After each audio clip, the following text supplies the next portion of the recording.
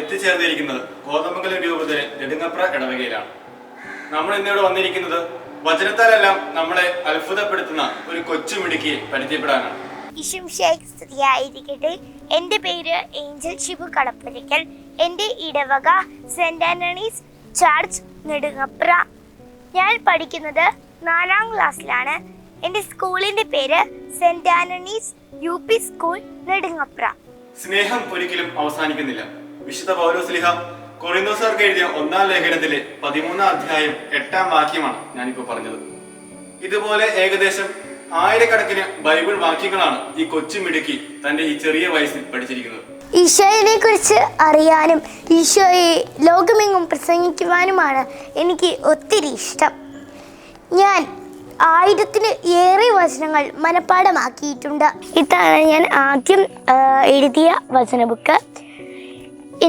ഞാൻ ആദ്യം പഠിച്ച വചനം ഫിലിപ്പി 4:13 എന്നെ ശക്തനാക്കുന്നവനിലൂടെ എല്ലാം ചെയ്യാൻ എനിക്ക് സാധിക്കും എന്ന വചനഭാഗമാണ്. ഈ കൊന്തയിട്ട് കഴിയുമ്പോൾ എനിക്ക് വലിയ ശക്തിയും വചനം പറയാനുള്ള ധൈര്യവും ലഭിക്കുന്നു. ഞാൻ നിങ്ങൾക്കായി 23-ാം സങ്കീർത്തനം പറയാം. 23-ാം സങ്കീർത്തനം 1 മുതൽ 6 വരെയുള്ള വാക്യങ്ങൾ. കർത്താവ് എൻ്റെ ഇടയൻ, കർത്താവാണ് എൻ്റെ ഇടയൻ, എനിക്ക് ഇതിനും കുറവുണ്ടാവുകയില്ല. പച്ചയായ പുൽത്തകിടിയിൽ അവിടുന്ന് എനിക്ക് വിശ്രമം നൽകുന്നു. ശാന്തമായ ജലാശയത്തിലേക്ക് അവിടുന്ന് എന്നെ നയിക്കുന്നു. അവിടുന്ന് എനിക്ക് ഉന്മേഷം നൽകുന്നു. തന്റെ നാമത്തെ പ്രതി നീതിയുടെ പാതയിൽ അവിടുന്ന് എന്നെ നയിക്കുന്നു. മരണത്തിന്റെ നിഴൽ വീണ താഴ്വരയിലൂടെയാണ് ഞാൻ നടക്കുന്നതെങ്കിലും അവിടുന്ന് കൂടെയുള്ളതിനാൽ ഞാൻ ഭയപ്പെടുകയില്ല. അങ്ങയുടെ ഊന്നുവടിയും ദണ്ഡും എനിക്ക് ഉറപ്പേകുന്നു. എന്റെ ശത്രുക്കളുടെ മുൻപിൽ അവിടുന്ന് എനിക്ക് വിരുന്നൊരുക്കുന്നു. എന്റെ ശിരസ തൈലം കൊണ്ട് അഭിഷേകം ചെയ്യുന്നു. എന്റെ പാനപാത്രം കവിഞ്ഞൊഴുകുന്നു. അവിടുത്തെ നന്മയും കരുണയും ജീവിതകാലം മുഴുവൻ എന്നെ അനുഗമിക്കും. കർത്താവിന്റെ ആലയത്തിൽ ഞാൻ എന്നേക്കും വസിക്കും. ആമേൻ. ഒരു കുട്ടി തന്റെ വിദ്യാഭ്യാസം അല്ലെങ്കിൽ അറിവ് സമ്പാദിക്കുന്നത് അവന്റെ ഭവനത്തിൽ വെച്ച് തന്നെയാണ്. ആദ്യ അറിവുകൾ പകർന്നു നൽകുന്നത് മാതാപിതാക്കൾ. അതുപോലെ തന്നെ നമ്മുടെ ഈ കൊച്ചുമിടുക്കിയായ ഏഞ്ചലിന്റെ ബൈബിൾ വാക്യങ്ങളോടുള്ള ഈ ആഗ്രഹത്തെ കണ്ടെത്തുകയും അതിന് വേണ്ടുന്ന പ്രചോദനങ്ങൾ നൽകുകയും ചെയ്തത് ഏഞ്ചലിന്റെ മാതാപിതാക്കൾ തന്നെയാണ്. എൻ്റെ മകളുടെ കുട്ടിയാണ് ഏഞ്ചൽ. ഞങ്ങളുടെ കൂടെ ആയിരുന്ന സമയത്ത് ഉറങ്ങുന്നതിനും ഭക്ഷണം കഴിക്കുമ്പോഴും എല്ലാ സമയത്തും എൻ്റെ വൈഫ് അവളുടെ അമ്മാമ്മ എപ്പോഴും ദൈവവചനം പറഞ്ഞു കൊടുക്കുകയും ആ ദൈവവചനത്തിൽ ഓരോ ഉപമകളുള്ളത് സംശയങ്ങൾ കൂടുതൽ അമ്മാമ്മയോട് ചോദിക്കുകയും അമ്മാമ്മ അത് പറഞ്ഞു കൊടുക്കുകയും ഉറങ്ങുന്ന സമയത്ത് ആ ഉറക്കത്തിൽ തന്നെ കിടന്ന് അതിന് സംശയങ്ങൾ ചോദിക്കുകയും ചെയ്യുമായിരുന്നു. അങ്ങനെ അവൾ ഇപ്പോൾ നല്ല രീതിയിൽ വചനം പറയുകയും നല്ല രീതിയിൽ തന്നെ വചനങ്ങൾ ഏകദേശം 1 മണിക്കൂറിൽ കൂടുതൽ വചനം പറയുവാൻ ദൈവം അവൾക്ക് കൃപ നൽകിയിട്ടുണ്ട്. ഇപ്പോൾ ഏഞ്ചൽ വചനങ്ങൾ പഠിക്കുന്നത് രാവിലെ എണീറ്റ് കഴിഞ്ഞ് കഴിയുമ്പോൾ ഒരു 4:45 ആൾ എണീക്കും. പിന്നെ അത് എണീക്കുമ്പോൾ തന്നെ ഞങ്ങൾ കുറച്ച് മരിയൻ സോങ്സ് യൂട്യൂബിൽ സെർച്ച് ചെയ്തിട്ട് അത് ഡൗൺലോഡ് ചെയ്തിട്ടിട്ടുണ്ട്. അത് കേൾപ്പിക്കും. കേട്ട് കഴിഞ്ഞ് ആൾ എണീറ്റ് ആടെ ബെഡിലിരുന്ന് കുരിശൊക്കെ വരച്ച് പ്രഭാത കൃത്യങ്ങളൊക്കെ ചെയ്ത് കുർബാനയ്ക്ക് പോകാനായിട്ട് ഒരുങ്ങും. അതിനുശേഷം വന്നു കഴിയുമ്പോൾ കുറച്ച് സമയമേ ഉള്ളൂ ആൾക്ക്. 8:15 സ്കൂളിൽ പോകാനുള്ള തയ്യാറെടുപ്പുകളും കാര്യങ്ങളും ചെയ്യും.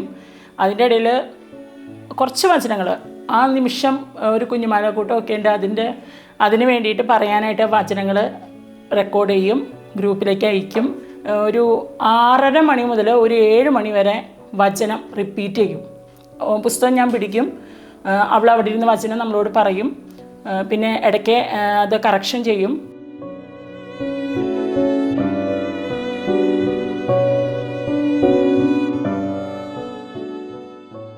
ഞാനിവിടെ ഇരുന്നാണ് പഠിക്കുന്നത്. ഞാൻ ത്രിത്വസ്തുതിയുടെ എണ്ണത്തിലാണ് എഴുതുന്നത്. പിന്നെ അതിൻ്റെ കാരണം എന്താണെന്ന് ചോദിച്ചാൽ പിതാവ്, പുത്രൻ, പരിശുദ്ധാത്മാവ്. ഞാൻ സ്കൂൾ കഴിഞ്ഞ് വന്നാൽ ആദ്യം പഠിക്കാൻ എടുക്കുന്ന വിഷയം വചനമാണ്. ഇതാണ് ഏഞ്ചലിൻ്റെ മാസ്റ്റർ പീസ്. ഇതിലാണ് പാരഗ്രാഫ് മോഡൽ വചനങ്ങളുള്ളത്. ഈശോയുടെ റോസ എന്ന പേരിൽ അറിയപ്പെടാനാണ് ഏഞ്ചൽ ഏറ്റവും കൂടുതൽ ആഗ്രഹിക്കുന്നത്. ഇത് ഏഞ്ചലുട്ടി ആദ്യം തുടങ്ങുന്ന വചനമാണ് ജോഷുവ 1:5. ഉൽപ്പത്തി മുതൽ വെളിപാട് വരെയുള്ള വചനങ്ങളാണ് ഇതിൽ എഴുതിയിരിക്കുന്നത്.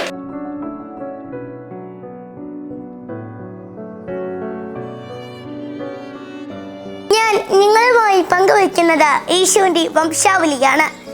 വിശുദ്ധ മത്തായി എഴുതിയ സുവിശേഷം 1-ാം അധ്യായം 1 മുതൽ 17 വരെയുള്ള തിരുവചനങ്ങൾ. യേശുവിൻ്റെ വംശാവലി. അബ്രാഹത്തിന്റെ പുത്രനായ ദാവീദിന്റെ പുത്രൻ യേശുക്രിസ്തുവിന്റെ വംശാവലി ഗ്രന്ഥം.